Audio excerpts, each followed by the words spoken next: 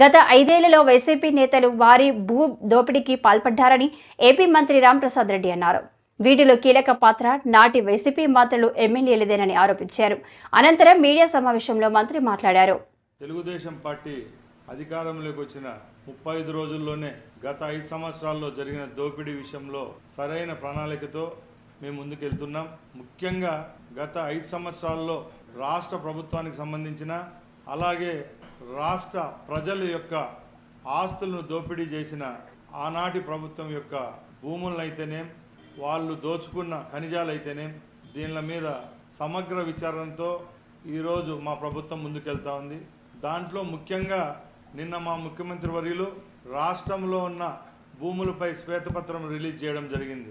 దాంట్లో కొన్ని నిజాలు మీ దృష్టికి తీసుకోబోదలిచాం. ముఖ్యంగా గత 5 సంవత్సరాల్లో ఆంధ్ర రాష్ట్రంలో సుమారు 1,75,000 ఎకరాల భూమిని వైసీపీ పార్టీ నాయకులైతేనేం, కార్యకర్తలైతేనేం కాజేయడం జరిగింది. దానిలో ప్రభుత్వం భూములు ఉన్నాయి, మఠాలకు సంబంధించిన భూములు, దేవాలయాలకు సంబంధించిన భూములు, అలాగే ప్రజలకు సంబంధించిన భూములు ఉన్నాయి. దీనిలో విలువ అక్షరాల 35,000 కోట్ల రూపాయలు అంటే మీరు అర్థం చేసుకోవాలా. ఆ రోజు ఆర్థిక వనరులు సమకూర్చుకునే దానికి ఆనాటి ముఖ్యమంత్రి జగన్మోహన్ రెడ్డి, ఆయన మంత్రివర్గంలో ఉన్న కొందరు బడా నాయకులు ప్రభుత్వం యొక్క భూములను వాళ్ళ పేర్లతో రిజిస్టర్ చేసుకోవడం జరగడం, అలాగే గవర్నమెంటు అలాగే మాన్యాలకు సంబంధించిన భూములను ఆన్లైన్లలో చేసుకోవడం, డీకేటీ భూములను కూడా కాజేయడం, మానవాళికే చేటైన వంకపరం పోగులు, నాలాలు, చెరువులు ఇవన్నీ కబ్జా చేసిన ఘనత ఆ ప్రభుత్వానికే దక్కింది.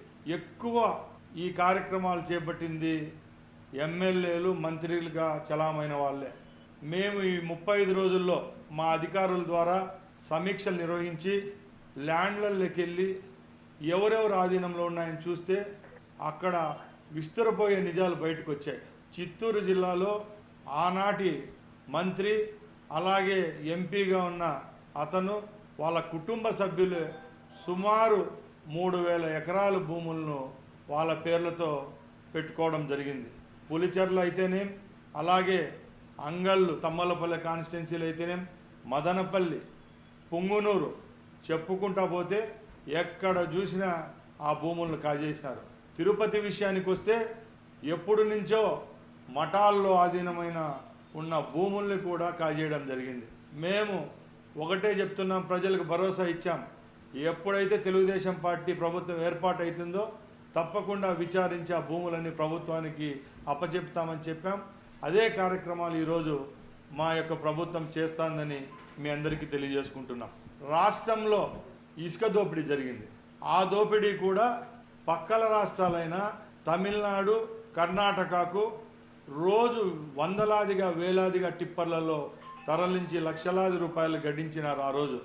ఆ రోజు గనుల శాఖ మంత్రి అయిన పెద్దిరెడ్డి రామచంద్రారెడ్డి ఆధీనంలోనే రాష్ట్రంలో ఉన్న గ్రానైట్ కొండలన్నీ ఆయన చేతుల్లోనే ఉన్నాయి.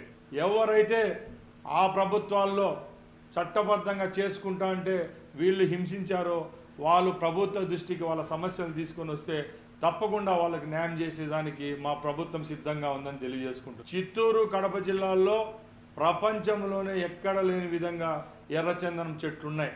పోలీసులను అడ్డం పెట్టుకొని, రెవెన్యూను, ఫారెస్ట్ని అడ్డం పెట్టుకొని కోట్లాది రూపాయల ఎర్రచందనాన్ని కూడా చైనా మార్కెట్కు తరలించిన ఘనత ఆ రోజు మంత్రి అయిన పెద్దిరెడ్డి రామచంద్రారెడ్డి వాళ్ళ కుమారుడైన మిథున్ రెడ్డికే దక్కింది. ఎవరైతే అక్రమంగా భూదోపిడీలు, ఖనిజాలు, ఇసుక దోపిడీ చేశారో వాళ్ళందరినీ రాబోయే కాలంలో కటకటాలు పాలు చేసే విధంగా న్యాయపరంగా, చట్టపరంగా చర్యలు తీసుకునే దానికి రాష్ట్ర ప్రభుత్వం సిద్ధంగా ఉందని తెలియజేసుకుంటున్నా.